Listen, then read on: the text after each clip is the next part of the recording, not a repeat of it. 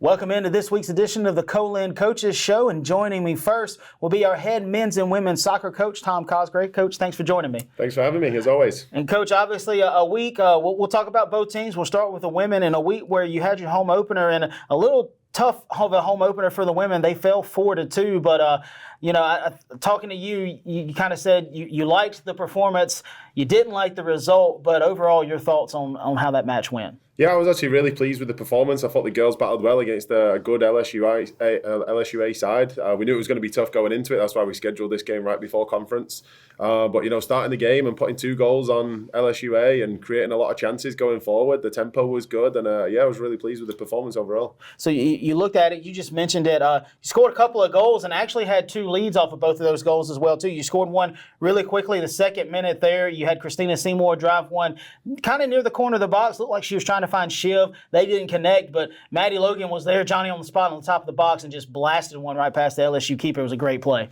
Yeah, that's what we were talking about a minute ago. If the balls are coming out to somebody at the top of the box and you look over, you want Madi to be coming onto it. She's got a great strike, and luckily she hit it first time. It was a great finish past the keeper. The keeper had no chance on that goal. Yeah. So you're looking at that, you're up 1-0, you're feeling pretty good. Unfortunately, a little bit of a defensive miscue, maybe a little bit of miscommunication between your back line, and LSUA was able to tie it 1-1. But then you got a quick response.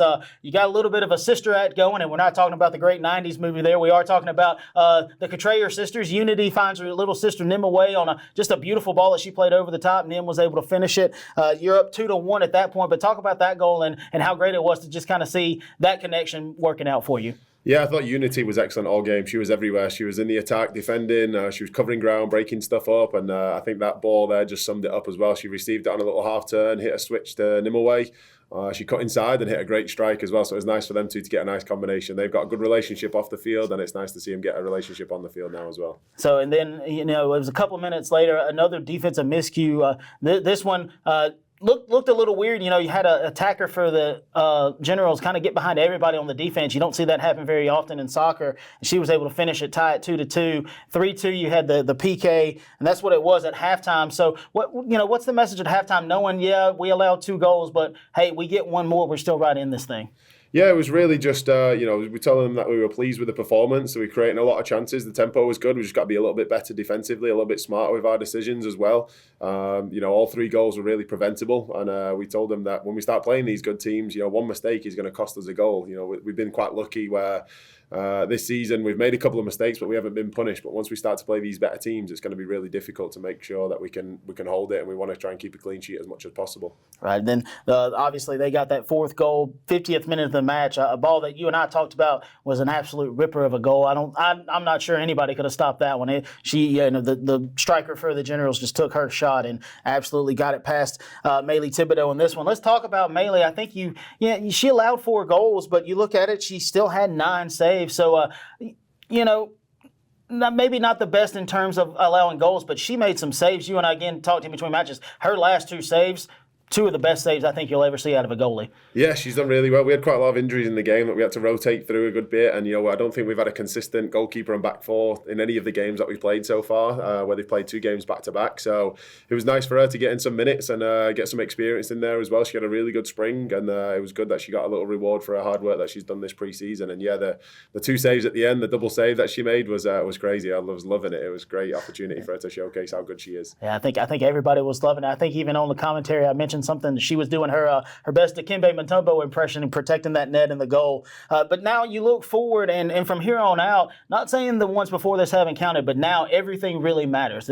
You start your conference play this week. You go on the road for both of these. We start with Tuesday at East Mississippi in Scuba against the Lady Lions, a team who is only in their 2nd year back as playing soccer. A team last year that you beat 11-0. Charlie had 5 goals in that one. We go back and look at that one. But what are you expecting out of this group this year? I know it's a new team. I know they're better than what they were last year, but what are you expecting out of the Lady Lions? Yeah, they're in the similar situation as to we were 4 years ago, so it's always going to be a little bit more difficult. Every year they get better. Coach Rash has done a good job of recruiting and bringing in some better players for this season, so every game in our conference is going to be difficult, and travelling all the way to Scuba is never going to be an easy task, so we've just got to make sure that the girls are prepared mentally and physically and ready for the task ahead, because like I said, there's no easy game in this conference. And then you look at it, you'll go on the road Friday, your first of several games against a ranked opponent. You've got the Lady Wildcats of Pearl River, a team that historically, you haven't always been on the right side of the results, but you've always kept it close. They've eliminated you in the playoffs a couple of years ago as well, too, but even that game was close as well, too. What are you expecting out of that bunch when you go over there Friday? Yeah, we're excited about the challenge. It's always good whenever you get to play ranked opponents and see where you stack up. I think Friday will give us a good, realistic expectation as to where we're going to be in the conference this year. And like I said, the girls have continued to impress me with every game that we've played so far this year, and hopefully to continue to do so on Friday. So now we'll flip the switch. We'll flip over to the men, and this was a match you faced a little bit of adversity really quickly in this match. But talking to you and talking back and forth, I think you said you really liked the response out of your guys. But your thoughts overall on this match that you won 4-1? Yeah, I don't think we were switch on the first minute. Obviously, conceding a goal after 30 seconds is not ideal, but we didn't say anything as coaches. We wanted to see how the boys would respond on the field. Sometimes teams can kind of start pointing fingers when that happens, but it was nice to see them motivating each other and telling each other that we still got to focus on what we need to do, and they responded excellently. Obviously, scoring 4 goals in the first half is a great response after going 1-0 down. Right. You look at that one, and I think as a coach and even as a commentator and people watching, you're thinking, you allowed a goal in first 40 seconds, first minute of the match, and you're going, oh, this may not end well for us. You're thinking this could get ugly real fast. Fortunately, like you said, it didn't. It really did look like the guys were just kind of like, okay, we'll be all right. And they were. You look at it, the 8th minute, you get that tying goal. Yohan gets an assist from Alvaro de la Torre, Yohan Bedoya, and ties it 1-1. Your thoughts on that goal? I think it was just a beautiful strike by Yohan, and the goalie really never had a chance on it. Yeah, it was a sensational strike. That's so hard to do on a half volley or a side volley as well. It was a great strike into the side net, and the keeper had no chance there. And just that link up in general has been excellent so far this season. Hopefully they continue to keep doing what they're doing. Right, and then the go-ahead goal, you had the Colombian connection. Bedoya finds Francisco Miquel, and Miquel just kind of looked like a little bit of a chip volley shot off of the assist there from Yohan. But your thoughts on that one? And it was really fun to see the guys, really respond well. It was 14th minute. It did not take long for your guys to respond at all and take the lead. Yeah, it was a really good response, and it was nice to see Fran get a reward for his hard work. He's one of those players that works really hard and does a lot of link-up play for us, but doesn't always get the results and the stats that he needs for goals and everything. So it was nice for him to be on the opposite end this time and get the goal. It was a great finish, ball in behind, and a good half volley to finish it off. So in the 33rd minute, this was the 3rd goal, and this might have been the most impressive goal of the entire match. Just overall, you look at it, Hudson McIntyre ripped across over the box, finds Aden Lowry's head, and Aden puts it between the goalie and that near side post near to him. Just a perfectly placed header on a perfectly placed cross. Yeah, Hudson's lightning quick. I still haven't seen anybody that can keep up with him on a soccer field. Even some of our other fastest players are still 10 yards behind him. So he used his pace, whipped the ball into the back post, and Aden was there. It was a cracking header at the back post, and Aden just keeps banging him in with his head. I think he's similar to what we had with Hardy Lewis a few years ago, where he's going to score more goals with his head than his feet.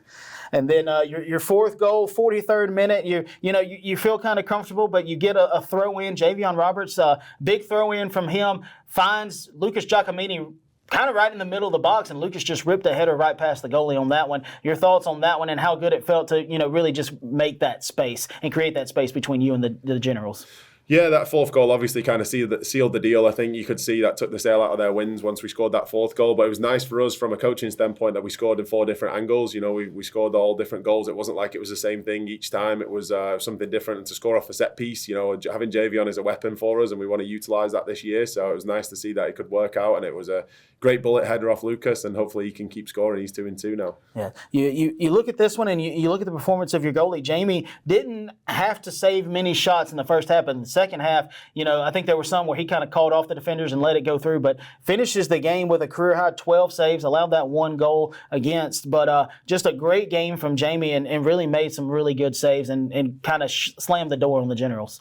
Yeah, I think they came out second half and they upped the tempo a little bit more. They started to press us a little bit quicker. We struggled in the first 15 minutes adjusting to it, but then once we settled in, I thought we played a lot better, and it was a lot more just kind of seeing out the game, making sure there was no injuries going into conference. But yeah, Jamie played really well.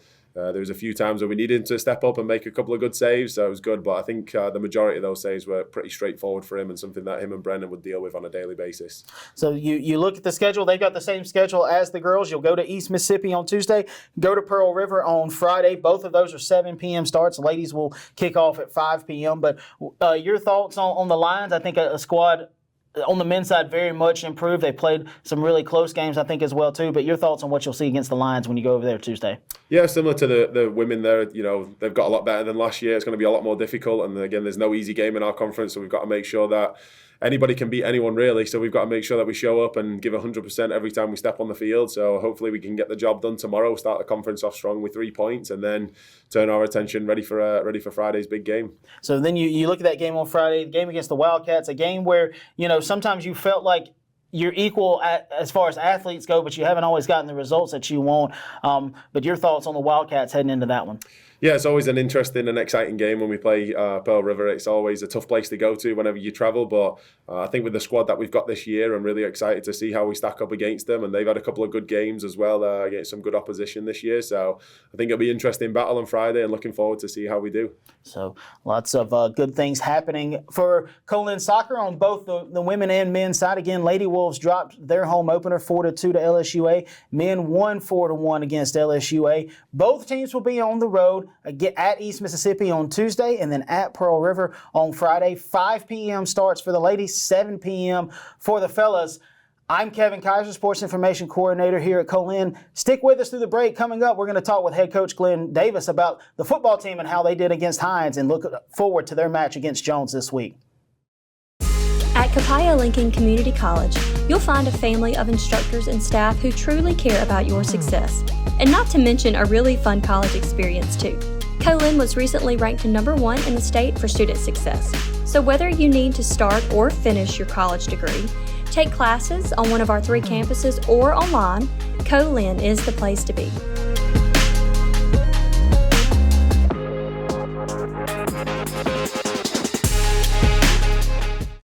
Welcome back in. Thanks for sticking with us through the break, and joining me as promised is our head football coach, Glenn Davis. Coach, thanks for joining me. Appreciate it. Glad to be here. And Coach, obviously feeling really good about this past week. You saw your guys were able to bounce back.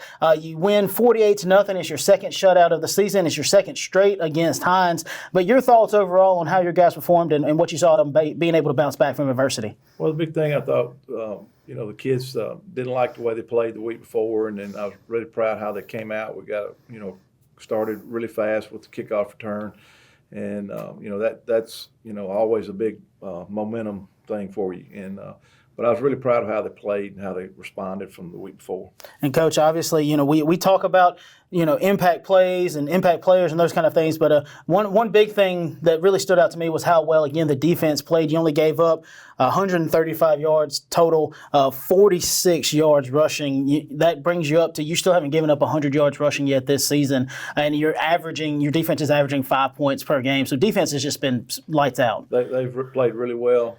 Coach Gordon and Coach Buck, Coach Johnson, they've done a great job getting them to buy into what they're doing defensively, and they're executing out there, and they're playing really, really hard, and can't say enough about how they've played so far. And Coach, we want to talk about some of those impact players. One of the first ones that, you mentioned it last week, your quarterback, he always gets the blame, always gets the praise no matter what. And I talked to Will Loy a couple of times after that Holmes game, and he really said, we got to get better, and it really starts with me. And I think you would say better, this past week was better. 8 of 14, 123 yards, 1 touchdown. I mentioned to you right before we started, all 8 completions to 8 different receivers. So that's something you got to like as a coach. Yeah, I mean, he responded. He didn't play as well as he did the week before, and like I say, it starts there. Those guys, we're not asking them to go out and make every throw, just distribute it and run the offense, and don't do too much, and just do what we want them to do, and like I say, they get a lot of credit when things go good, and they get a lot when it goes bad, and was really proud how both of them played in this game.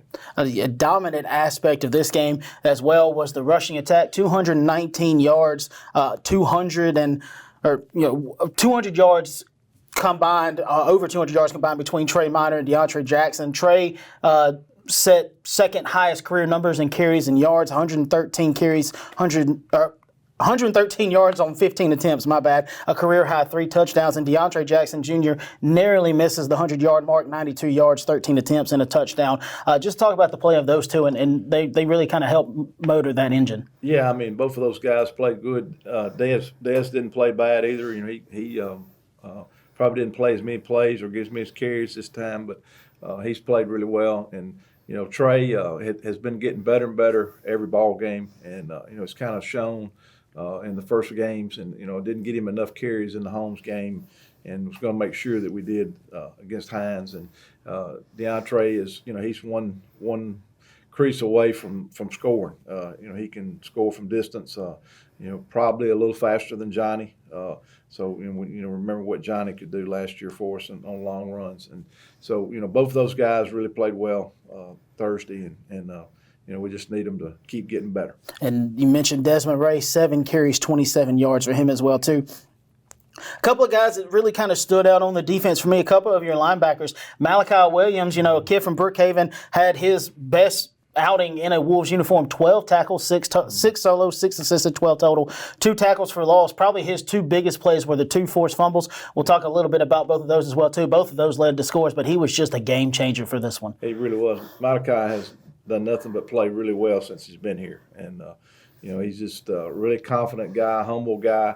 You know, just glad to see him playing so well. Then, of course, you had LaKendrick James. Champ had 9 tackles, led the team in sacks with 2.5, led the team in tackles for loss with 3.5, had a 33-yard fumble. If he'd have gotten one more, he would have got himself a defensive touchdown, but he really had a stellar game in this one as well, too. Yeah.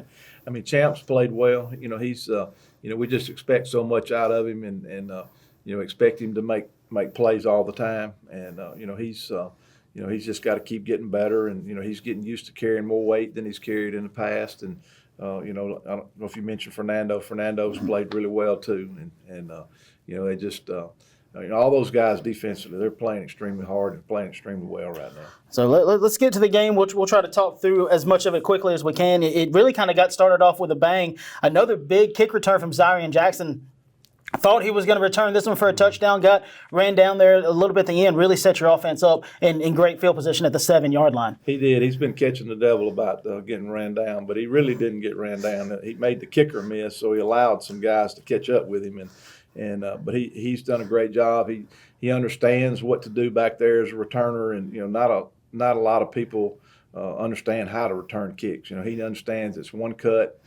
Straight line, you know, get there as fast as I can, and he's done a great job for us since he's been here. That led to the first of 3 touchdowns for Trey Minor. He had a 4-yard rush, ran that one in, and then really what kind of felt like the big momentum-shifting play. Hines gets the ball. They complete a pass, but Malachi Williams with a perfect punch-out on the ball. Champ picks it up. Like we said, needed 34 yards for the return touchdown, got 33. One play later, Q Tillman powers the ball in. That just felt like it shifted all the momentum towards us. It did. I mean, it gave us a 2-touchdown lead right off the bat. And, you know, we always talk about starting fast and finish strong. And, you know, that's as good as you can start right there. So you also look in the first quarter, you also had a 19-yard pass completion from Will Lloyd to Jordan Richards, a play where it looked like he could have really thrown it to any guy, but Jordan was the one who caught it, went up, high-pointed that ball, and fell into the end zone. He did. There were several guys, if you watch on film, you can see there's about 5 guys that get there and kind of help push him into the end zone. And so, you know, people running to the ball and showing some excitement, that's something we didn't really show against Holmes, of play with excitement after big plays like that. Maybe the one negative you could point out about this one, you missed this PAT. Humberto Rosales went 6 of 7, a ball that, you know, looked like maybe just mishit a little bit, but you're up 20-0 after the first quarter. You had a touchdown late in the second, Trey Minor with his second on a 5-yard rush. You're up 27-0 at halftime, but you know, it feels like you can't really take you can't take your foot off the pedal because Hines could come back at any point if they wanted to. You know, the biggest thing is about when you get a chance and you got people in that situation, you got to finish them off. And you mentioned Humberto; he's gotten better and better each ball game, and really proud of him right now. We just got to keep pushing forward, and you know, he's made a big stride, especially punting the football. You know, he's gotten better and better. Yeah, want to mention, you know, don't want to slight Humberto, as you mentioned, has done a really good job. And as you mentioned, really gotten better in the punting game. Hit a 51-yard punt at one point. I think that might be his longest one this year. I was very impressed with how, even when we weren't able to score, he was really kind of able to flip the field and keep Hines from scoring. That's mighty big, too. You look at the at halftime again, you're up 27-0. You come out in the third quarter, you only score one touchdown, but this one was a defensive touchdown. Malachi Williams again on a play that really was a little weird because you had a bad snap. The quarterback from Hines was able to pick it back up, but he wasn't able to advance it. Again, Malachi comes in, rips the ball out, and Fernando Washington recovers this one maybe on about the half-inch line, and then just was able to score there, and that was another big momentum swing. Yeah, that's big. And like I said, when you score defensively, you know that's one time the offense is not on the field, but we take points any way we can get them. So it was a big play. And then in the fourth quarter, you get two more touchdowns, both of these in the rushing game. Deantre Jackson scores from 24 yards out early, and that one makes it 41-0. At this point, you've got a running clock. 20, 15, 10, 5. Touchdown, Jackson. That is Deantre Jackson. And then your final touchdown is Trey Minor. It's actually his longest career rush as well, too, a 34-yard touchdown. And on a drive that I thought was pretty unique, 6 plays, 72 yards. It was all Trey Minor up and down the field on that one. It was. The O-line did a great job. I think we had our second O-line group in there at that time, and they did a good job of opening up holes. And he split some defenders, and especially on the long run, he split the secondary and was able to score. And, Coach, you look at this one, and it's just, like, again, we've said it already, but it was a completely different kind of ball game you had the week before. And in every up and down, you look throughout the box score, you won in every facet possible, including even like in penalties. Only 2 penalties for 10 yards, which was much better than the week before. And I think you've got to like that you saw a lot of disciplined play. Yeah, I mean, when you play like that and you got a lot of things going your way, it's easy to play good. And, that was the big thing we challenged the guys all week, is that everything that we did against Holmes was fixable. And, they went out there and took it, and what we talked about doing and doing little things better. And, it was a much better ball game, much cleaner football game than we played the week before. And we'll look ahead to this upcoming week. You're going to have to go back out on the road. You're going to have to go to a place that you dropped. This was the game last year. This was your first loss last year. You're going to have to go back to Jones, play the Bobcats, play against a team that's probably going to come out with a little bit of a chip on their shoulder after dropping one late last week against Gulf Coast. But what are you expecting out of the Bobcats when you roll over there on Thursday? I mean, they're an extremely physical football team. They're big up front on both sides of the line of scrimmage. They've got a great punter that averages over 50 yards a punt, that does a great job flipping the field for them. They're going to be extremely well coached. Steve and them do a great job with them, and we'll have to play our very best. So it'll be a top 15 matchup over there in Ellisville between the Bobcats and the Wolves. Top 15 as of the rankings right now when we're doing this show. Those could change, but we'll let you know if they do. But as a reminder, this week, everything is on the road, but we'll have streams for you where they're available. Men's and women's soccer on the road Tuesday at East Mississippi against Scuba, 5 and 7 kickoffs there. Thursday, the Wolves are going to be on the road at Ellisville at Jones. 7 p.m. kickoff for that one, not 6:37. So we'll have the audio-only stream for you on ColinAthletics.com, and we'll also have the stream from Jones as well, too. And then Friday, men's and women's soccer once again on the road at Pearl River, 5 and 7 for those as well, too. I'm Kevin Kyzar, Sports Information Coordinator here at Co-Lin. Thanks for tuning in, and we'll talk to you next week.